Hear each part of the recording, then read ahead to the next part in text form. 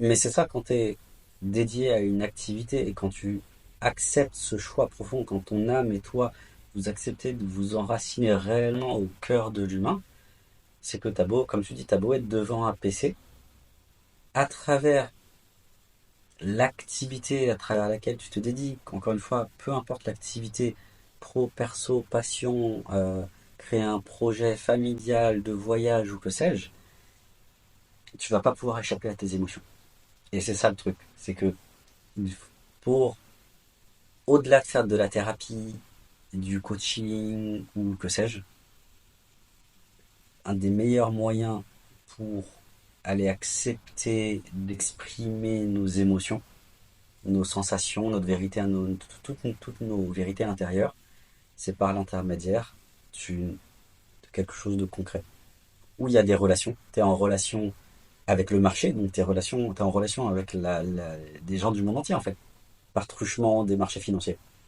Et c'est là, pour moi, la clé après, j'aime bien ça, mais c'est la relation humaine, il n'y a que ça de vrai. Et on peut pas l'esquiver, la relation humaine. Que dans une famille, que tu sois banquier, tu es en relation avec ta hiérarchie, tes collègues. Tu veux être trader en disant ah bah je vais voir personne, mais en fait, par truchement des marchés financiers, tu es en relation avec les gens. Et donc, quoi qu'il arrive, tu vas être en relation et ça va te faire rentrer dans un processus de maturité. Quand tu disais tout à l'heure que tu as cramé un compte ou tu as fait une erreur ou que sais-je, et tu te couches et que le lendemain, c'est une nouvelle journée, je suis neuf, mais c'est ultra spirituel quelque part, tu vois.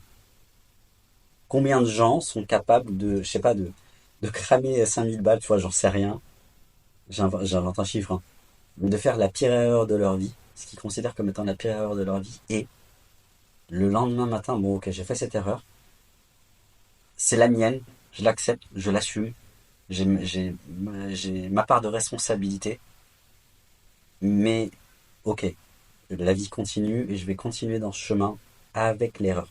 Et c'est l'erreur qui va m'enrichir.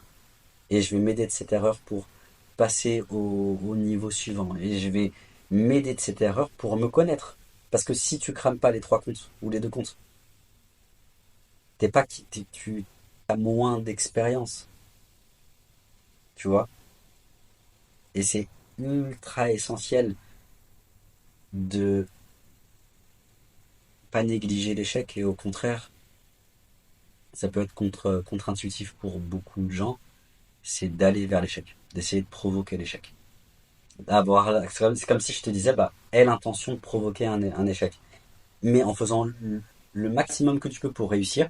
Mais comme tu es débutant et que tu vas faire des erreurs, tu vas provoquer l'échec. Donc au lieu de vouloir, dans ton intention, l'intention cachée derrière tes actions, tes décisions, au lieu de vouloir l'esquiver en ayant peur, t'y vas.